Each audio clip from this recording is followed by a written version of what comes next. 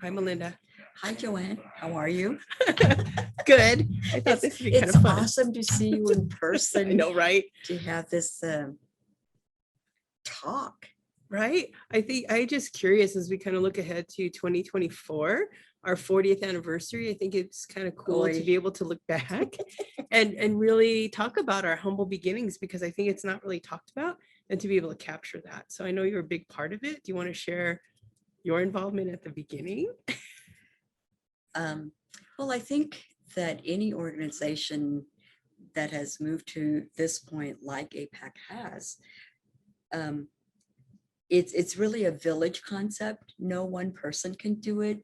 So a group of us students were just chatting, I think, in the Lori Student Center, the Sunken Lounge, which has undergone a lot of renovations and transformations since 1978 when I first started.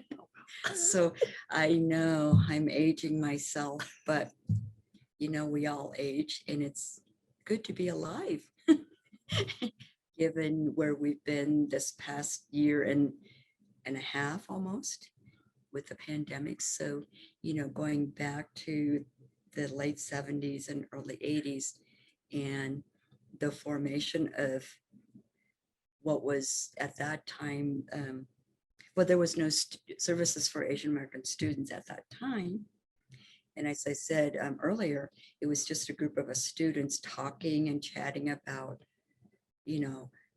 Asian students on campus and the lack of representation, I guess, because you're like, oh, we can count how many Asians that we interact with in a given day or a week. And so I think it was just discussion and talk, and how do we bring that to the radar of the administrators. Wow. So that's what I recall. And I don't remember the exact conversation and the dialogue line, but I think at that time, Sang Young Cho, Brad Swin, Diana Deer, Manju, and I forget Manju's last name. Me too. I apologize for that. But yeah, so we met, I think, on and off throughout that first few years, and just saying, what can we do to get something that would acknowledge recruiting and getting Asians and more Asians to come to CSU. And given that I was a history major, we were talking about, the Morrill Act of, a land grant institution, and how that was drilled into our head, and that we were a public land grant institution. And I'm just like, oh, what does that mean? So then, looking a little further into it as a history major and a history buff, I'm like, yeah, we probably should see what we could do as a student group and a student body to see what we could do in terms of Asian recruitment. And if my memory serves me right, it was just the right time in history, as it were, that they were beefing up minority recruitment.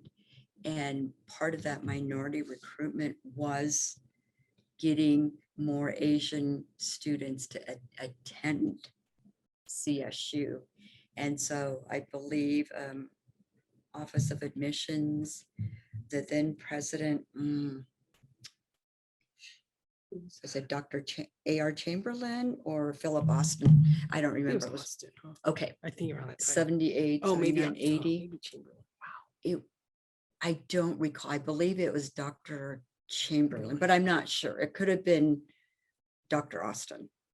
I know when I came in 80s, it was Austin. So I think then it was probably Dr. Chamberlain, Philip yeah. Austin at that time. Oh, wow. And then at that time, we worked with, other minority student services like El Centro, Black Student Services, and Native American student services. Huh. I think it was NASA for some reason. Huh. It just because I was like, NASA and launching. But, and so they were very helpful in kind of guiding us to saying, this is what you need to do. And I believe it was someone in NAC that said, well, you can't just decide you're going to do something. Do you know that you need to, if you want to get money, to try something to see if it would work in student recruitment. That there's a governing student body called the ASCSU, so Associated Students of CSU, and they are the governing body for student representation.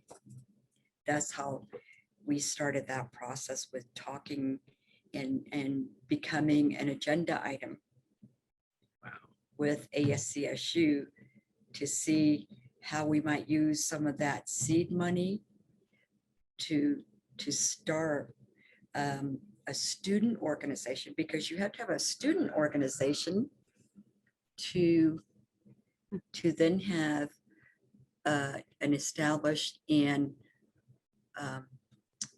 recognized organization that would support students within a group. Okay. Huh.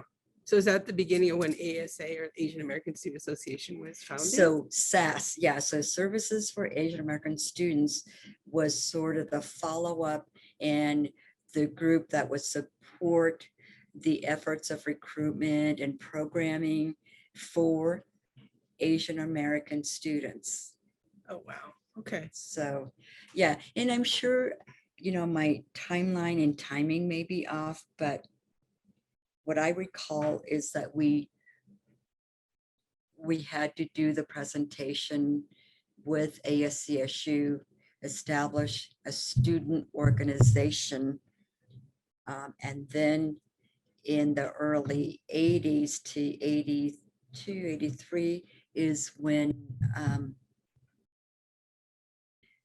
the administration looked at a survey, if you will, Okay. of the need and how great is that need for the supporting students. And it was great because it was if you will, a collision of movements and initiatives that really was the driving force and the impetus to consider getting a director or some person to lead the organization that would now in the future become APACC. Oh, wow. That's pretty cool.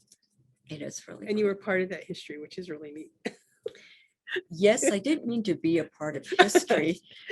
I was just, thinking, That's cool. yeah, I should do something useful. And even if it was something small, and yeah. contribute That to. was pretty big at the time, right? It was pretty big. We didn't think it was big at the time. We were just thinking it would be nice to have representation in how do we fit in with El Centro and Black Student Services and Native American, which is now Indigenous Student Services, that how do we fit in as a group and as a collective contribution to CSU. And oh, that's interesting, because I remember Brad talking about you all, the student groups were calling prospective students, and that's how he met his future wife. That was so interesting. that was a part of what we used to do, but I think it's becoming more what we're doing now. Not so much perspective, but already enrolled students coming in to welcome them. So that's interesting. Right. It's kind like of who knew we were the precursor to MySpace and Facebook and a dating social media thing at the time. And I think it's really sweet that Brad and Naomi Swin are still married. So yeah, I thought it was kind of cute because Brad always seemed so gruff and that he didn't have a heart, but really that he and Naomi were dating, and that was just really sweet. And I thought, Brad has a heart. He does. If you he's see so this, Brad, he wonderful. does. He Yeah, he does. does. I He mean, does. He does. And when he That's was awesome. sharing and recounting back, and the sweet email, it really brought tears to my eyes. Aw. Aw. Oh, that's great. I know in recent years, since we're looking towards the 40th, the ASCSU folks have been looking at archives, and they were able to uncover the offer letter that was given to Linda Huna at the time, right? Now she's Dr. Linda Huna Hamill, but at the time it was Linda. And it mentioned that her starting salary as a 12-hour-a-week employee was $8 an hour, and she was given a budget of $4,000. Her salary would be $2,400, so she had a $1,600 operating budget for programming and other expenses for the office. And I can't imagine how far, I look back on what she did and I'm like, wow, you did a lot during that time, right? To establish the office, for sure. It's interesting about when you talk about the budget and her FTE time as a professional staff, because she was finishing her PhD. Yeah. So she had her student responsibilities as well as being the director of this program that was in its nascency. Yeah. Yeah. And so, yeah, she was a dynamite first director of SAAS, APACC, and now, APACC. And when you think about that milestone in the timeline, I'm just bowled over that we did so much programming with that small budget. And given that we were only given 2 offices in Aylesworth. Yep, 113 and 116 Aylesworth Hall Northeast. And we weren't even, it wasn't even connected. I mean, adjoining, it was like you had to walk down to the other space and I think students were basically using that space, and 112 or 113 was Linda's office / break room / whatever that we needed to do for programming. So it was tight quarters, but I think like how you and Kaylin and Carl have established in this space now, that's how we felt back then, is that camaraderie. And now let's face it, we didn't all always agree or get along, but that the camaraderie was because we were a group that were trying to make and have a presence on campus as part of the inclusive campus. I know we're using inclusive now, but that's what we were trying to do. Not just be just part of the campus, but be part and parcel of the entire university makeup. Yeah, so true. And I remember we both connected with Tito, and I think Tito was one of the first work study students Linda hired, right? He was, and he was one of the first Filipino students on campus, and they did a spread on him. It was awesome. I know, when he came back and reconnected, that was amazing. He was so excited to come back. So yeah, I remember too, when I started, I remember coming to the office and talking to Linda with my roommate, and I was so shy. I remember sitting in the corner and just giggling and not even saying anything, but just giggling. And then Linda's like, you should work for us. And I'm like, I don't know. And then sure enough, I ended up working for her. And I think that was a great experience for me to be part of the staff and just grow in a whole different way. But looking back, I remember the first year, I think when Linda had meetings, I think it was Tito and I and some other students. So it was like one office at that time. It was one office. I remember when she had meetings, we had to work in the hallway. We had to take all of our stuff and move in the hallway and work in the hallway until she was done with her meeting, and then go back to her one little room.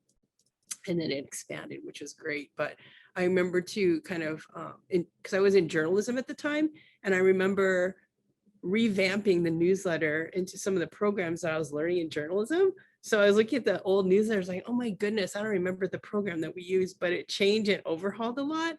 And it was a lot of fun because we used to mail out newsletters at that time. And it was like capturing everything and then trying to mail it out. And everything changed by the time the next one came, and we were always outdated. But I remember it being a really fun time and just trying my skills, right? Trying to navigate all this new technology at the time and trying to keep up with it. So it was fun. And it was a great, I think, experience. And I'm hoping that, you know, in the current staffs that we have, that we're trying to capture that same kind of like community building, getting to know each other, feeling safe in the community or in the space, and just having some dialogues that you may not have otherwise on campus is what I'm hoping. But that was I had I think a good experience. I remember Hawaii Club at the time started like in 85 or 86 or so, and had their first luau at John the 23rd. And they didn't have money or budget, so they used bed sheets for their costumes. And then the drummers used plastic trash cans as their drums. And we had a singing group, and everybody cooked, which right now is not a no-no, but everybody's cooking rice. Everybody had rice cookers, and they were like all over campus trying to cook rice. Everybody's cooking food, and then we'd all come back together and then serve it. And I'm like, oh my gosh, environmental health wise now, no. But it was just an amazing time, right? The evolution of when you started to when It was, and I do remember that first luau. oh gosh. And I think parking was like an issue because John the 23rd was like a little church, and trying to cram in the campus folks. And I don't think as many community members came at that time because we weren't an entity that was on the community's radar, so to speak. And so the community involvement didn't happen probably until like 5 years later when they were really involved. But yeah, I thought, oh, the food is so good. And we just need to expand it so that others in the community, the larger community, could also participate. But I do remember the bed sheets thinking, oh, like they really transformed that into the moo-moos. Not the moo-moos that I remember from Hawaii, but it was like you do and you make with what you have, with the budget that you have. Yep. And we weren't quite at that fundraising juncture. So it was you do the costuming with what you do. Yep. Well, actually going back to the first Asian awareness week, Yeah. it was not a week, it was 2.5 days. 0.5, huh? 0.5. We couldn't even have a full day because we were competing with other groups like El Centro and NAC and BAC to have their signature events. It wasn't like months Oh, wow. attached to it or designated months for, Black Pride or Asian Pride or whatever group pride that you wanted to share with the community. So yeah, it was 2.5 days, 2.5 days. And, we did basic things like food that the larger community was used to, which was like, chicken chow mein. Oh, wow. Oh, wow. Yeah, because that's something that was already in the larger cultures. And it was like, excuse me, canned crab of la choy. Chicken chow mein, and those the fried noodles. It wasn't the depth and breadth and richness of foods that are pan-Asian, right? So chicken chow mein, chop suey, stuff like that. And then calligraphy. Dr. Ma. Dr. Kaiho Ma in the Department of Foreign Languages. Wow. And then there were other folks in the Dr. Eduardo Tai, who taught French. He served in the military. he made a really indelible mark in my mind because he was so precise, and his military background really showed. And I was not very disciplined. It's like Mademoiselle Sloan. Oh, gosh, Dr. Ty, pardon-moi. He scared me, but I respected him immensely because he said, we must represent ourselves and show ourselves in the best light. Wow. And that has always stood in my That's awesome. head as, yes, represent and present yourself well, and you will represent your ethnic group, your community in the best light. Oh, So that's I do awesome. remember that. Oh my gosh. Because I remember too, I think as Asian Days evolved into Asian Awareness Week and then Asian Fest, right? Okay. So there's evolution of that too. And I remember we used to do like fashion shows. And I think you reminded me that I think your Meow was part of the fashion show piece. Right? That first Asian Days, which was 2.5 days, she was the one that did the catwalk, if you will, wearing male and female clothing representative for Asian children. So, the Korean costumes, the Japanese kimonos, and the Chinese attire. So we did some quick changes so she could walk. And I believe she was about 3 at the time. Wow. Oh, there's a lot of memories, huh? There's a lot of memories. Because I think the Asian Awareness Week to Asian Fest, we still tried to do the food. And I think I remember being part of making the teriyaki steak that we barbecued out in the plaza. Teriyaki, yeah, I think it was teriyaki beef, terry beef.